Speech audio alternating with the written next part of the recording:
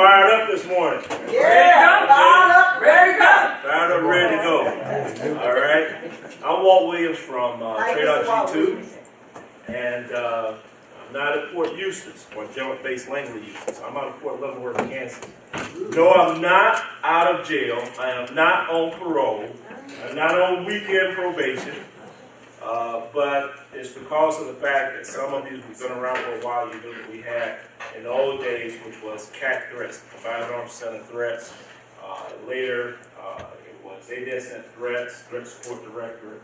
But we're always under the TradeOut G2 umbrella.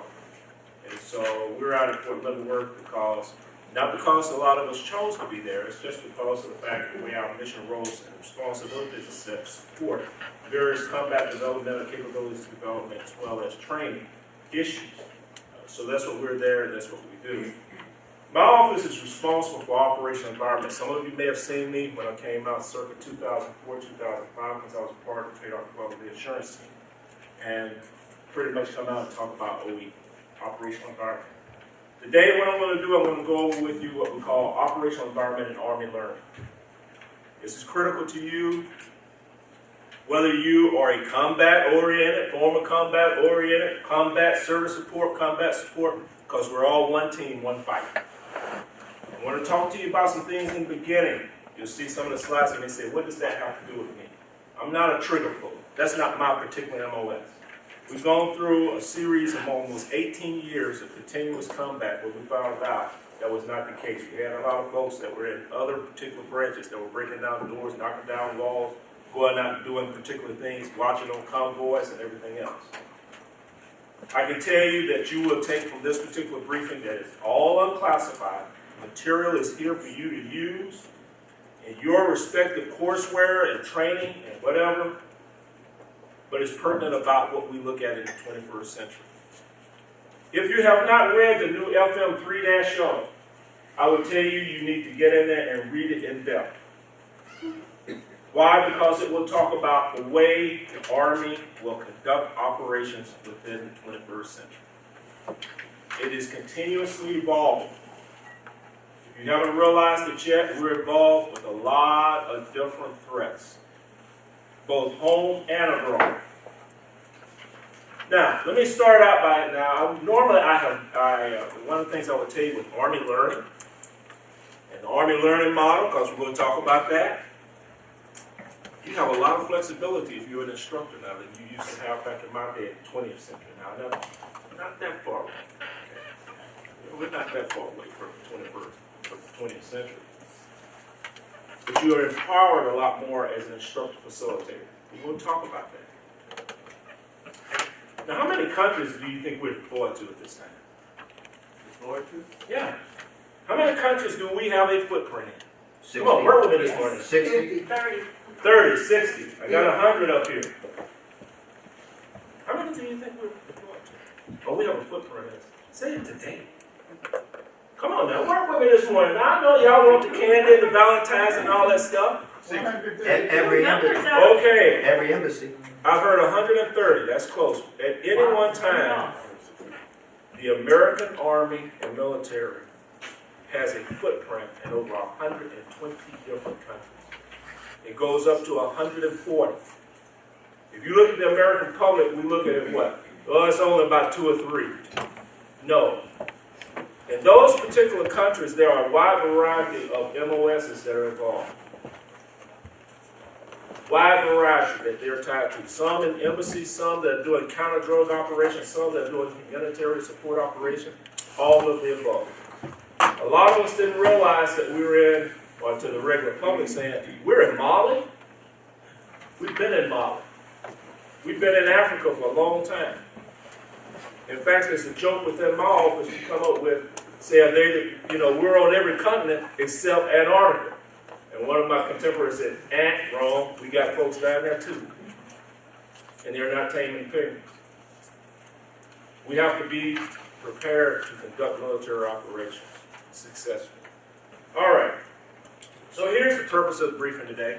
Now we're also being videotaped today so they can make sure that they have this particular class for everybody else. Yes, I'm a Clemson graduate. I'm originally from Greenville, South Carolina.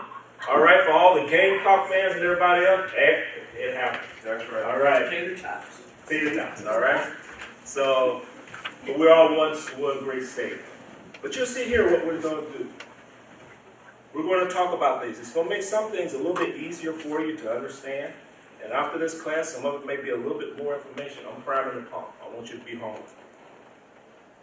It starts out that in 2011, we being TRADOC G2, were responsible for writing a white paper, or what you see here, the operational environment out to 2028. We're now working on the paper to look at what is the shape of the world out to 2040. Now, for many of us in this room, we will hopefully be retired. Y'all can join me as I play shuffleboard, bid whist, and everything else. But we're looking out that far. Why do you think we have to go out that far and look? Come on, work with me this morning now. I don't need everybody doing the backseat church thing on. We got to prepare for it. We got to prepare for it. More importantly, when we look at our capability development system, how long does it take to get a system out on the street? About 5 to 10 years. That's the way our capability development process is. What do we think the doctrine's going to look like? How do we look at assessing the right material and that we're going to use in equipment, as well as the right personnel to man that equipment? If we look at it right now, we have what? A youth population that is very good with what? Digital works. How many of us remember that you had a cell phone and you were proud when it was a flip phone? Wasn't that long ago. Right now, the thing that I carry on my hip and some of you carry in your purse is a what? Smartphone. Industry doesn't refer to it as a cell phone anymore. We do. But it's a smartphone. Why? Because it's basically a miniature computer. If I'd had this darn thing when I was about, some of these kids say, shoot, I'd have been a genius. But what do we find? Technology is changing. So how do we make sure we get the right training and education mix out there? That's what you have to do. You have to lean forward from day. Everybody knows what's going on right now. How do I lean forward for tomorrow? All right, so we said when I took a look at that particular time, and I want to throw some terms at you. When I say strategic environment, that means the entire world. Operational environment is a subset of that. This room is an operational environment. That's how I'm going to make it less intimidating to you. This room, you can use the 8 operational variables and determine what this makeup of this room is. What is the operational environment right now in this room? If we look at it as a physical environment, it has 4 walls to it. It has chairs. Everything is tied to it. It has infrastructure. It has a digital connection to it. It has a thing of providing information. We can search the computers if they're wrong to gain information. The economics that are sitting in here, yes, we have different rank structures and everything else, but I guarantee you, in my lifetime I've experienced where you had an E4 in a unit that was probably financially wealthy and independent. Doesn't necessarily mean that the rank is tied to it, but it gives us an idea. When we look at the social makeup of this classroom, we see folks from different races, genders, walks of life, areas of the country, education. That flows in. The political variable, basically who's in charge, who influences who. Someone is really in charge in this classroom right now. Someone, as my son used to tell me, somebody's got the juice. But there's somebody else that influences who has how that juice is used. Now, we use those 8 variables, and I want you to walk away with this, to size a situation up. That's all you're doing. Everywhere we go, whether it's in our household, the church, school, whatever, we size situations up. We even go, as it used to be back in my day, we said, we'll go to the club and size up the situation in the club. That's exactly what happened. You just have now a common framework that we deal with to assess a situation. So we took a look at this particular time period, and you're hearing the term multi-domain fight, multi-domain battle. This is what it's actually talking to that you see on both screens. This is the way we see the world shaping up and what we see in the song. We're going to find out right now that our overmatched capabilities out there, that there are folks out on the street that have better weapon systems, mission command boxes than we could ever try to have. There are potential adversaries. Folks are using fiber optic cable. Anybody have any experience with fiber optic, what it does to you? You can't intercept it as well. You get data transfer faster. That's why fiber optic cable, it becomes a great tool, but it can also become a what? Hazard. Because we look at a lot of our mission command boxes, as I found out, it requires special plugs to go in. And if you don't have the right plugs, you can't connect the box up. We see all of a sudden what you see there, the increased momentum of human interaction. Most of us remember the Arab Spring a few years ago, right? What was happening with the Arab Spring? Anybody ever figure out what was really driving that? Come on now, work with it now. Y'all had that. You ain't sleep this morning. Now, come on. That's what it started with. Say again? Social media has changed the dynamics of what is going on around the world. What are we dealing with now in D.C. and Washington? What is everybody dealing with? The impact of social media and the fact some folks don't know what right looks like, what is the truth. That's what we're dealing with. Making sure we have the right narrative on the street. How to counter the narrative. The decisions, as we used to say in my day, whatever happens at 8 o'clock in the morning, well, they'll probably change tomorrow. No. It's changed an hour later. How many of you have been deployed to Iraq, OIF? Raise your hands. Come on, work with this one. How many have been to OEF? All right. Did you ever notice that particularly whether it was Afghans or the Iraqis, that you could make a decision in the morning and the situation is going to hell in a handbasket in the afternoon? Before you can actually get anywhere soon, it's changed. Speed of interaction. That's why culture becomes even increasingly important. Because we have to know what that person on the other side believes. Certain techniques work in one area of a country or one area of a city, say Columbia, South Carolina. There are spots out here where if the police shows up, one police car, everything is quiet. Even the threat of a police car, it's okay. The other, you have to call out the South Carolina National Guard. That's how bad it goes. Flash mobs. Human interaction. Because, folks, everybody experienced a flash mob before. You look up and all of a sudden all these folks coming in and they're doing stuff. You go, what the heck's going on? Well, that has an impact on military operations. There are no safety lines anymore. I will tell you that right now. Where do we find out our folks is flying drones? Where are those pilots located? Vegas, Nevada. They're flying drones around the rest of the world. Do you think that they are safe? No. If we learn anything from terrorist actions, it's the fact that our borders remain very porous, and at the same time, folks want to get in. But it's not only the borders. You have folks who are sympathizers within the country, and they say, you know what, I want to take them out. My wife and I make a joke every now and then when she goes on Fort Leavenworth, and she said, remember when the days when you used to have the rank and the name that was on the front door? And you don't see that now? Security provision. Let me give you an example. During the Russian conflict in Grozny, they had pictures of the pilots and everybody else. And this is in the 1990s. It wasn't just yesterday, in the 1990s. And they had pictures of the pilots, and they were running around, and they were showing them. Guess what happened? The Grozny's chased them down in their own country and started executing them and their families. It got to the point they would no longer show the pictures nor the identification. That's why right now in this country we do go through what? A lot of security provisions. It's a pain in the butt, but it's for our own protection. The war, in a sense, can be brought to our country and home front. Cyber. All right. Let me ask this. How many of you turn off your geolocation on your cell phones? Okay, some folks say sometimes. Anybody see what happened last week that Secretary Mattis is talking about? Taking the cell phones that you would not be able to bring them in the Pentagon?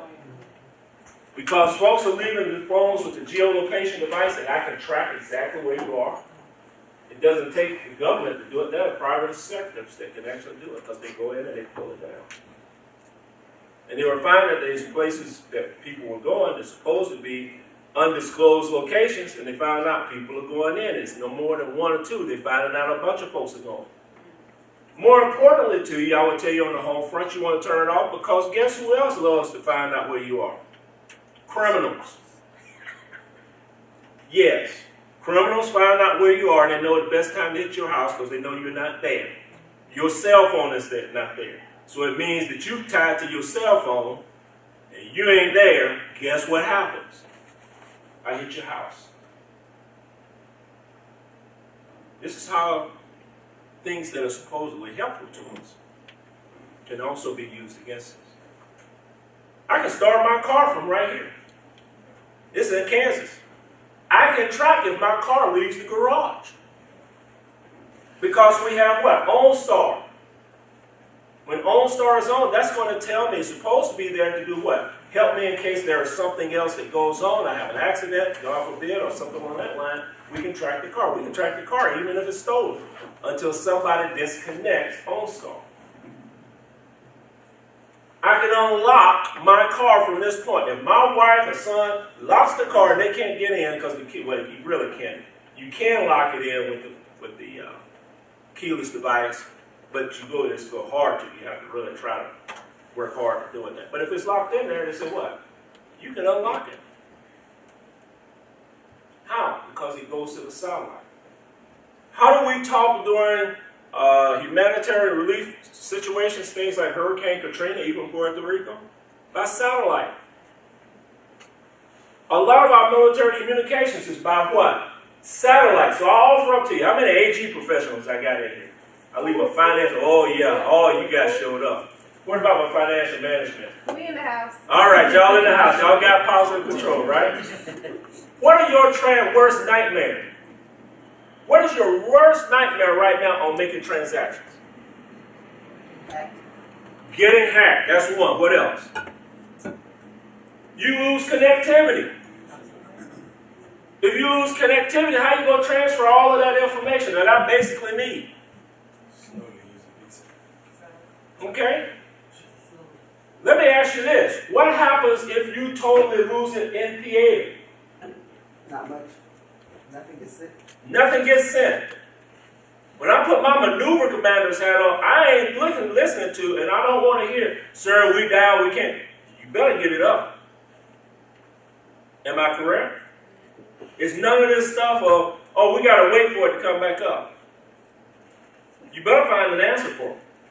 More importantly, to give you an idea of something, we were a few months ago really concerned about who? Little guy in Korea. And I'm going to pose this question because I want you to think about it because it's really here in the back of your heads. Because we see it at the combat training centers. Most of our casualties rates over these last few years, thank God, has been in the low 50s on any given day, if it was that much. What are you going to do when we go to major combat operations, or what they call now in FM3-0, large-scale combat operations, and you start taking casualties of a rate of 100 to 200 to 300 people in one day? In one battle, we have lost, watch, folks lose a company and a half up to 2 companies based on combat action. And you might say, oh, that shouldn't happen, Mr. Wheat. No, that stuff happens. When it happens, I want to put that, I'm not thinking about, well, should I put in a request for more personnel? I want to know exactly how you're going to remand me. What's going to be the priority of effort? Those of us who were around during the Cold War days in the 80s, raise your hands. Come on now, raise your hands. What was the way we did it in that particular time? How did we look at remanding? Or the procedures? That was so long ago. What were we really using? pencil and paper. IBM computer cards. Come on, work with me now. Some of us you don't want to remember because it was nightmares. Tax boxes. Say again? Tax boxes. That's right. Zippers 2.75. Yes. To most of you in the room, that is like, that's antiquated technology. I can tell you, some of those same techniques you may end up having to use.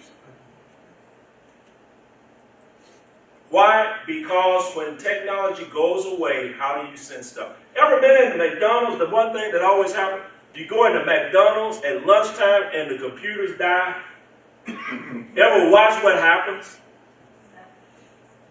Better yet, anybody been in a Walmart or a Kmart or something? It comes a bad storm, it knocks the power out, you're getting ready to make a purchase, and they tell you can't make a purchase because they have to wait for the system to reboot. And the only thing you have is what?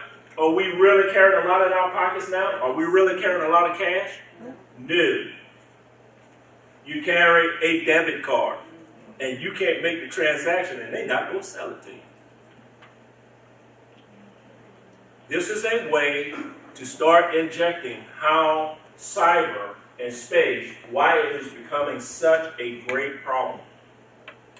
Communications problem. Demographics changes over.